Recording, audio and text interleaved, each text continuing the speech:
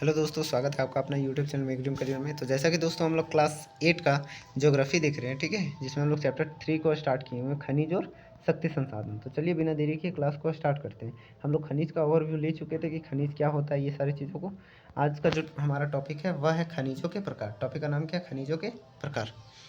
आइए देखते हैं। बोल रहा है कि पृथ्वी पर 3000 से अधिक विभिन्न खनिज हैं। पृथ्वी पर लगभग 3000 से भी अधिक क्या है? खनिजें हैं।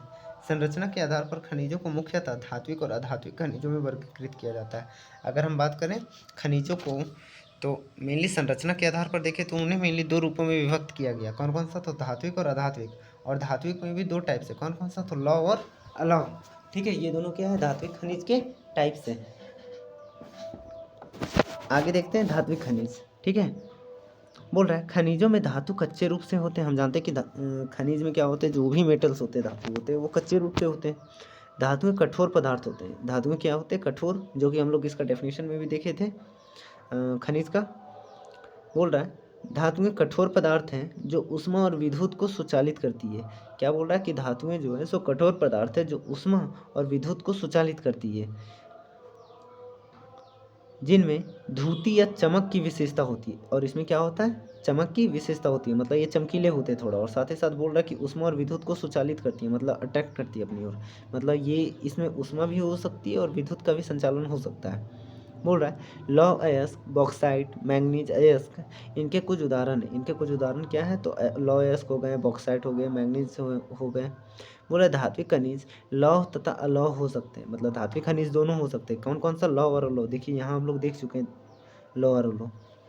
बोल रहा है लौह खनिजों जैसे लौह अयस्क, मैंगनीज, क्रोमाइट में लोहा होता है। ठीक है, मतलब जिसमें लोहा की गुणवत्ता पाई जाती है वो लौह खनिज कहलाते हैं। अलौह खनिज में होते हैं कि अलौह खनिज में लोहा नहीं होता है, किंतु कुछ अन्य धातु यथा सोना, चांदी, तांबा, सीसा हो सकते हैं। ठीक है, ये सारे हो सकते हैं किसमें? अलौह में। नेक्स्ट है अधात्विक खनिज। कौन सा? अधात्विक खनिज। अधात्विक खनिजों में धातुएं नहीं होती है। अधात्विक खनिज में धातु नहीं होता है। चूना पत्थर, अभ्रक और जिप्सम इन खनिजों के उदाहरण है। ये सारे क्या? इनके कुछ प्रमुख उदाहरण है। खनिज ईंधन जैसे कोयला और पेट्रोलियम भी अधात्विक खनिज है। जितने भी कोयला, पेट्रोलियम, ये सारे होते हैं। या फिर हम बोल सकते हैं कि जो चूना पत्थर होते हैं, मतलब चूना, या फिर अभ्रक जो पाया जाता है ज़्यादातर कोडरमा वाले क्षेत्र में। ठीक है, ये सारे क्या है? अधात्विक खनिज है।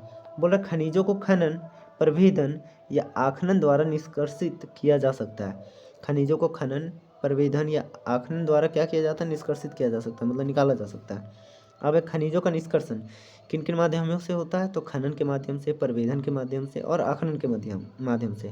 और खनन में भी विवृत खनन और कूपकी खनन दो टाइप्स के होते हैं। मतलब एक होते हैं कि पूरा एक, मतलब बोल सकते हैं कि नाली के जैसा खोद कर, और जिस तरह खुदाई की जाती है उस तरह से। ठीक है, बोल रहा है पृथ्वी की सतह के अंदर दबी शैलों में खनिज को बाहर निकालने की प्रक्रिया खनन कहलाती है। मतलब पृथ्वी के अंदर जितने भी दबे शैले होते हैं उनसे खनिजों को बाहर निकालने का जो प्रक्रिया होता है उन्हीं को क्या बोलते हैं? खनन बोलते हैं। खनिज जो कम गहराई में स्थित है वे पृष्ठीय स्तर को हटाकर निकाले जा सकते हैं। जो खनिज कम गहराई में है उनको वो कैसे निकाला जा सकता है? तो पृष्ठीय स्तर, मतलब जो ऊपरी स्तर होते हैं उनको, ऊपरी परत होते हैं उनको हटाकर क्या किया जा सकता है? निकाला जा सकता है। इसे विवृत खनन कहते हैं। और इन्हें क्या कहते हैं? विवृत खनन कहते हैं। बोल रहा है गहन वेधन जिन्हें कूपन कहते हैं, मतलब जो ज़्यादा दूर तक रहते हैं, मतलब ज़्यादा गहराई में रहते हैं, उन्हें क्या बोलते हैं? कूपन कहते हैं। अधिक गहराई में स्थित खनिज निक्षेपों तक पहुंचने के लिए बनाए जाते हैं। ये कूपक जो होते हैं वो ज़्यादा गहराई वाले जगह से निकालने के लिए बनाया जाता है। इसे कूपकी खनन कहते हैं। ठीक है, पेट्रोलियम और बोल रहा है पेट्रोलियम और प्राकृतिक गैस धरातल के बहुत नीचे पाए जाते हैं। मतलब जो भी पेट्रोलियम होते हैं या नेचुरल गैसेस होते हैं, ये सारे क्या होते हैं? पृथ्वी के बहुत ज़्यादा अंदर नीचे गहराई में पाए जाते हैं। उन्हें बाहर निकालने के लिए गहन कूपों की खुदाई की जाती है, मतलब काफ़ी ज़्यादा खुदाई की जाती है। इसे प्रवेदन कहते हैं। और इसे क्या बोलते हैं? प्रवेदन बोलते हैं। सतह के निकट स्थित खनिजों को जिस प्रक्रिया द्वारा आसानी से खोद कर निकाला जाता है उसे आखनन कहते हैं। क्या बोलते हैं? आखनन। मतलब जिस प्रक्रिया से काफ़ी गहराई से निकाला जाता है खनिजों को, ठीक है, उसे क्या बोलते हैं? आखनन। मतलब जितनी आसानी से जिस प्रकार आसानी से खोद कर निकाला जाता है उसे क्या बोलते हैं? आखनन बोलते हैं। नेक्स्ट है हमारा खनिजों का वितरण। अब देखिए खनिजों का वितरण में हम देखेंगे कि अलग अलग महाद्वीपों में किस प्रकार खनिजों का वितरण है, ये सारे देखेंगे। ठीक है,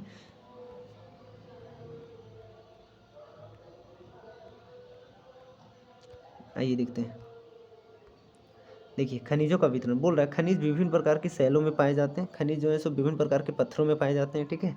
कुछ आग्नेय शैलों में पाए जाते हैं और कुछ कायांतरित शैलों में, जबकि अन्य अवसादी शैलों में पाए जाते हैं। मतलब ये सारे खनिज क्या शैलों के टाइप से कौन कौन सा, तो आग्नेय, कायांतरित और अवसादी, ये सारे क्या है शैलों के टाइप से। तो बोल रहा है कि कुछ खनिज आग्नेय शैल में पाए जाते हैं, कुछ कायांतरित में, और बाकी जितने भी बच गए वो सारे अवसादी शैल में पाए जाते हैं।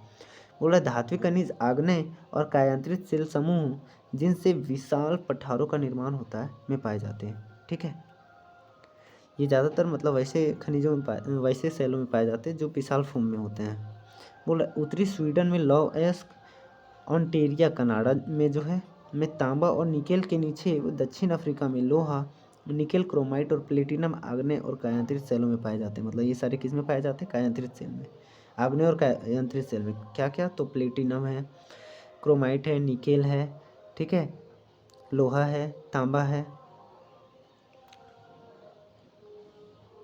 बोल रहा है मैदानों और नवीन वलित पर्वतों के अवसादी शैल समूहों में अधात्विक खनिज जैसे चूना पत्थर पाए जाते हैं। मतलब ज़्यादातर मैदान और जो नवीन वलित वाले पर्वत होते हैं उनमें क्या अवसादी शैल में क्या पाए जाते हैं, तो अधात्विक खनिज पाए जाते हैं जैसे चूना पत्थर वगैरह।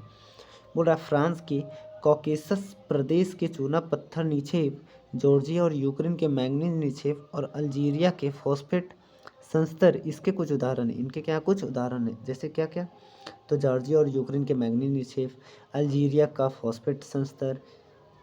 बोल रहा है खनिज ईंधन जैसे कोयला और पेट्रोलियम भी अवसादी स्तर में पाए जाते हैं। मतलब अवसादी स्तर में अब क्या पाए जाते हैं, तो खनिज ईंधन हो गए जो जैसे कोयला, पेट्रोलियम, मतलब नेचुरल गैसेस वगैरह या फिर कुछ ईंधन, ठीक है। अब ये देखेंगे हम डायग्राम की मदद से। देखिए जो भी इस सिंबल को दिखा रहा है, यहाँ देखिए ये सिंबल जो दिख रहा है हमें,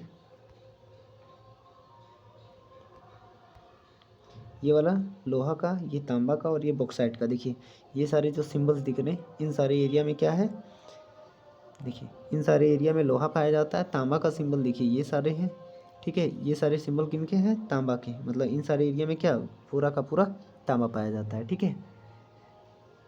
नेक्स्ट है बॉक्साइट का सिंबल ये है, तो देखिए जैसे ये एरिया, ये एरिया, ये हो गया, ठीक है। ये सारी एरिया में क्या पाए जाते हैं, बॉक्साइट अधिक पाए जाते हैं। नेक्स्ट देखेंगे एक एक करके महाद्वीप, सारे महाद्वीप में हम देखेंगे, ठीक है।